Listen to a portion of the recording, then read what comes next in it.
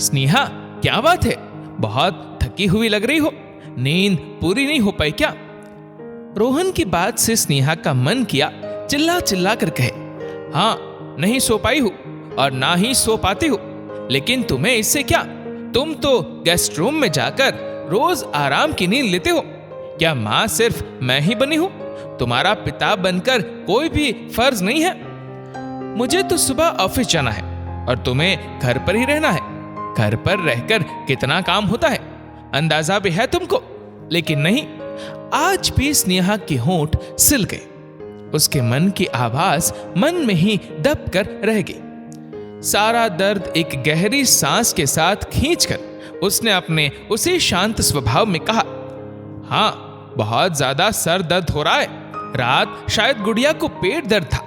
थोड़ी थोड़ी देर पर रोने लगती। मैंने 2 बार नाभि पर हींग का लेप लगाया, फिर बहुत देर उसकी पीठ पर सहलाती रही, तब कहीं जाकर उसे आराम आया। सुबह 5 बजे ठीक से सो पाई, लेकिन तब तक मेरे उठने का टाइम हो जाता है। अच्छा, कोई बात नहीं, ऐसा करो, तुम सो जाओ, मैं नाश्ता ऑफिस में ही कर लूंगा। ठीक है, लेकिन मम्मी जी और पापा जी का क्या? उनका नाश्ता और खाना, घर की साफ सफाई और सबके कपड़े, इन सब के अलावा मेरे नाश्ते का क्या? क्योंकि गुड़िया जब उठेगी तो उसे मेरा ही दूध चाहिए होगा। तुम तो कभी किसी बात से खुश ही नहीं होती हो। मत करो आज साफ सफाई।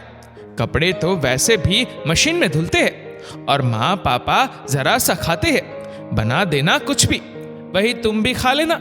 अब मुझे परेशान मत करो, मुझे तो ऑफिस जाना है, तुम्हें तो घर पर ही सोना है। फिर से वही शब्द भेदी बाण चलाकर चला गया रोहन। क्या इतना आसान है कि वह घर में साफ सफाई ना करे, ठीक से नाश्ता ना बनाए और आराम कर ले? कहने को तो मम्मी पापा जी जरा सा खाते हैं, लेकिन सुबह का नाश्ता और दोपहर का खाना सिर्फ सीधा सादा नहीं, बल्कि वैरायटी होनी चाहिए। कपड़े मशीन में धुलते हैं, उसमें भी मम्मी जी पापा जी के कपड़े अलग, रोहन के ऑफिस के कपड़े अलग, मेरे अलग, और गुड़िया के सारे कपड़े हाथ से धुलकर धूप में सुखाने होते हैं। सबको नाश्ता खिलाकर बर्तन साफ करके स्नेहा दोपहर के खाने के लिए दाल चढ़ा देती है। तभी गुड़िया भी जग जाती है। अभी गुड़िया सिर्फ 5 महीने की है। स्नेहा उसकी मालिश करके उसे नहलाकर दूध पिलाकर बेड पर लेटाती है तो कुछ ही पलों में उसकी भी आंख लग जाती है। जब आंख खुलती है काफी देर हो चुकी है, खाना भी नहीं बना पाई। आज तो मम्मी जी का कहर बरसेगा। सासुमां शशिकला जी बाहर सोफे पर बैठी टीवी देख रही है। स्नेहा को जल्दी जल्दी में रसोई की तरफ भागते हुए देखकर, बहू, हो गई नींद पूरी, हमें तो लगा आज खाना ही नहीं मिलेगा। मम्मी जी, दाल बना दी है, बस जल्दी से अभी रोटियां और चावल तैयार करती हूँ। सब्जी सुबह ज्यादा बना ली थी, रखी हुई है। यही होना बस बाकी है, सुबह की रखी हुई सब्जी खिलाई जाएगी हमें। अरे हम तो रोहन के पैदा होने के बाद 10-10 लोगों का खाना बनाया करते थे। मजाल है जो कभी किसी को कुछ बासी खिला दिया हो। 3-3 बच्चे पैदा किए हमने, लेकिन कभी काम चोरी नहीं की। पूरा दिन काम में लगे रहते थे, तभी तो आज तक इतने स्वस्थ है। और आजकल की बहुएं, इनसे तो कुछ होता ही नहीं है, बस आराम चाहिए इनको तो। शशिकला जी का रोजाना वाला राग फिर से शुरू हो गया और रोज की तरह आज भी स्नेहा बिना कुछ सुने, बिना कोई प्रतिक्रिया दिए बस अपने काम में व्यस्त है। स्नेहा के प्रेगनेंसी में शशिकला जी ने घर का सारा काम उसी के ऊपर रखा, जिससे सामान्य डिलीवरी में कोई परेशानी ना हो। वैसे तो सब ठीक ही रहा, लेकिन अब छोटी सी बच्ची के साथ पूरी पूरी रात जगना, फिर पूरा पूरा दिन काम करना नहीं हो पा रहा है। घर के सभी सदस्यों का हर काम चुटकियों में निपटाने वाली स्नेहा अब इतनी फुर्तीली नहीं रही है। नई नवेली माँ को अधिक आराम और पौष्टिक आहार की जरूरत होती है।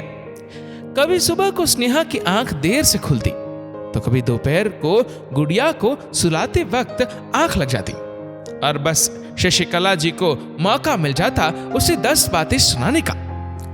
रोज शाम को शशिकला जी को और ससुर जी को घर का बना हुआ कुछ ना कुछ नाश्ता चाय के साथ चाहिए होता है। एक दिन शाम को, मम्मी जी आज चाय के साथ कुकीज ले लीजिए, मुझे शाम का खाना बनाने में देर हो रही है। गुड़िया बहुत रो रही थी, बस अभी उसकी आंख लगी है, कहीं फिर से ना जग जाए। रोहन के आने से पहले जल्दी से खाना तैयार कर लेती हूँ। बहू, ये बहानेबाजियां थोड़ी कम कर लो, तुम्हारा तो ये रोज का ही नाटक हो गया है। बच्ची का बहाना लेकर रोज तुम आराम फरमाती हो। अब सास ससुर के लिए चाय नाश्ता बनाने में भी तुम्हें तकलीफ हो रही है। बारिश का मौसम है, रोहन भी जल्दी आ जाएगा। ऐसा करो, थोड़ी आलू प्याज और गोभी की पकौड़ियां बना लो, साथ में हरे धनिया पुदीना की चटनी भी बना लेना। रात का खाना हल्का ही बना देना, वरना कहोगी मम्मी जी कितना काम करवाती है। टमाटर आलू की सब्जी, भिंडी और खीरे का रायता। अब जाओ, खड़ी खड़ी मुंह क्या देख रही हो मेरा? फिर बहाना बनाओगी गुड़िया जाग गई मम्मी जी, कैसे खाना बनाऊं? स्नेहा ने पकौड़ी और चटनी तैयार की। रोहन भी आ गया। सबने अदरक की चाय के साथ गर्मा गर्म पकौड़ियों के मजे लिए। सब्जियां भी लगभग तैयार थी और स्नेहा आटा गूंथ रही थी कि तभी गुड़िया के रोने की आवाज आई। स्नेहा देखो जरा, गुड़िया रो रही है। 2 बार रोहन की आवाज पर स्नेहा रसोई से बाहर ना आई तो जल्लाता हुआ रोहन रसोई में आकर ही चिल्लाने लगा, बच्ची कब से रोई जा रही है, कुछ सुनाई नहीं पड़ता, जाकर देखो उसे, कपड़े खराब किए हैं उसने। तुम्हारी भी बेटी है, मम्मी जी और पापा जी की भी पोती है, आप सब में से कोई साफ कर दो, मुझे खाना तैयार करना है, आपकी चाय पकौड़ियों के बर्तन साफ करने हैं। आज स्नेहा सब कुछ अनसुना करके रसोई का काम निपटा रही थी। अरे पागल हो गई हो क्या? कितनी देर हो गई उसे रोते हुए, छोड़ो ये सब काम। रोहन ने आटे की परत को खिसका दिया और स्नेहा को कमरे में ले आया। बच्ची रो रो कर बेहाल हो चुकी थी। स्नेहा ने जल्दी से उसे सीने से लगाया, उसके कपड़े साफ किए, उसे दूसरे कपड़े पहनाए और अपना दूध पिलाने लगी। बच्ची तो चुप हो गई, लेकिन स्नेहा की आंखों से आंसू बह रहे थे। क्या गलती थी उसकी जो हर रोज उसे यूं शर्मसार किया जाता था? औरत का शरीर कोई मशीन नहीं होता जो बिना रुके बस चलता रहे। उसे मन की शांति और आराम की सख्त जरूरत थी। जब काफी देर तक स्नेहा बाहर नहीं आई, फिर से शशिकला जी का वही राग शुरू हो गया। लगता है महारानी फिर से बच्चे के बहाने आराम फरमाने लगी। अरे रोहन, समझा अपनी बीवी को, इतना आराम करेगी तो गुब्बारे की तरह फैलती चली जाएगी। मुझे देख, अपनी दोनों बहनों को देख, बच्चे पैदा करने के बाद भी हम वैसे ही है, क्योंकि काम से कभी मुंह ना मोड़ा, और एक ही है जिनसे कुछ होता ही नहीं है, जरा जरा सी देर में थक जाती है। तेज आवाज में स्नेहा को सुनाते हुए, अरे आज हमें खाना मिलेगा या भूखे मरेंगे? मेरा बेटा दिन भर ऑफिस में काम करके घर आया और अब रात का खाना भी उसे समय से नहीं मिलेगा। स्नेहा कमरे के बाहर आई। मम्मी जी, सब्जियां, रायता और आटा तैयार है, आप सबके लिए रोटियां या पराठे जो चाहे बना लो, मैं अपना खुद देख लूंगी। हाँ तो तुम्हें क्या लगता है मैं तुम्हारे लिए रोटी पराठा बनाऊंगी? महारानी की तरह बैठकर खाओगी? अब यही देखना बाकी है, जब बहू खाना बनाने का ऑर्डर देगी और खुद कमरे में आराम करेगी। शशिकला जी गुस्से में तिलमिला रही थी और रोहन को घूर रही थी। स्नेहा, ये क्या बकवास है? लाओ, गुड़िया को मुझे दे दो और जाकर सबके लिए रोटियां बनाओ, रोहन ने कहा। अभी कुछ देर पहले जब बच्ची रो रो कर बेहाल हो गई थी, तब आप में से किसी ने उसे नहीं उठाया, क्योंकि साफ सुथरी बच्ची सबको अच्छी लगती है, और अगर गंदी है तो बस माँ आकर साफ करे। मम्मी जी, आप मुझे बार बार थकान होने का, आराम करने का ताना देती रहती है।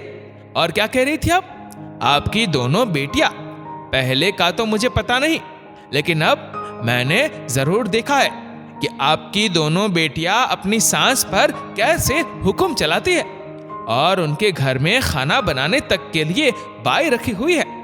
आप कितनी स्वस्थ है ये तो पूरा दिन आप यहाँ सोफे पर बैठे बैठे ही बता देती है।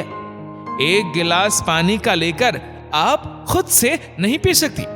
हाँ, थक जाती हूं मैं, करती हूं आराम, इसमें गलत क्या है जो आप मुझे बार बार शर्मिंदा महसूस कराने की कोशिश कराती है। मैं भी एक इंसान हूं, आज से और अभी से जितना मुझसे बन सकेगा उतना ही काम करूंगी। रोहन, मैं कल ही नंदिनी भाभी को कहकर साफ सफाई और बर्तन के लिए बाय रखूंगी। अगर तुम्हें ऐतराज है या किसी और को ऐतराज है तो अपना काम वो खुद देख ले। मेरी बच्ची को मेरी सबसे ज्यादा जरूरत है और मैं आप सबकी इच्छाएं पूरे करने वाली कठपुतली बनकर और नहीं रह सकती। गुड़िया अभी 1 महीने की है, 1 साल की भी हो जाए फिर भी मैं अपने शरीर से उतना ही काम लूंगी जितना वो कर सकता है, और जब कभी मुझे आराम की जरूरत होगी तो आराम भी करूंगी। बहू होने का मतलब ये नहीं कि मेरे पास जादू की छड़ी है। बस आज के बाद कोई भी मुझे बहुत जल्दी थकने की बात कहकर शर्मिंदा करने की कोशिश नहीं करेगा। आखिरकार आज स्नेहा ने सबको आईना दिखाई दिया। रोहन, उसके माता पिता सभी के मुंह पर चुप्पी छा गई। अगले 2 दिनों में काम वाली बाई भी आ गई और रोहन भी सुबह के अपने काम खुद से करने लगा। दोस्तों, बड़ा आसान होता है ना मजाक उड़ाते हुए कहना, अरे इतनी जल्दी थक गई हो, तुम्हें तो बस आराम करने के बहाने चाहिए। जबकि सच ये है कि हम अपनी क्षमता से ज्यादा काम करते हैं और ये थकान शब्द हमारी अंतरात्मा को बहुत बुरा लगता है। इसलिए कोशिश में लगे रहते हैं कि बस चलते रहे, करते रहे, कोई कह ना सके कि थक गई। चिंता से कोई नहीं कहता कि आराम कर लो, थक गई होगी, बल्कि ताने मारने को या मजाक उड़ाने को कहते हैं। इसलिए हम भी उन्हें साबित करने में लगे रहते हैं कि नहीं, थकान नहीं हुई है। थकान होना या आराम करना कोई शर्मिंदगी की बात नहीं है। हर कोई अपनी सुविधा अनुसार, समय अनुसार अपने शरीर को आराम देता है। बस घर की स्त्री, खासकर बहू, इस सुविधा और समय की हकदार नहीं होती। आप सबको क्या लगता है, पत्नियों को या बहुओं को इस शर्मिंदगी से बाहर निकलकर स्वयं के बारे में सोचना चाहिए? जब हम अपनी कदर करेंगे, जब हम स्वस्थ होंगे, तभी हमारा परिवार हमारी कद्र करेगा और हम अपने परिवार को अच्छा स्वास्थ्य और खुशियां दे पाएंगे। क्या स्नेहा ने अपने परिवार पर आवाज उठाकर सही किया? नीचे कमेंट करके जरूर बताएगा। और अगर आपको वीडियो अच्छा लगा हो तो इस वीडियो को लाइक करेगा, शेयर करेगा ज्यादा से ज्यादा लोगों तक, और ऐसे ही और भी इंस्पिरेशनल वीडियोस के लिए सब्सक्राइब करें हमारे यूट्यूब चैनल को और फेसबुक पर फॉलो करें हमारे पेज को। धन्यवाद।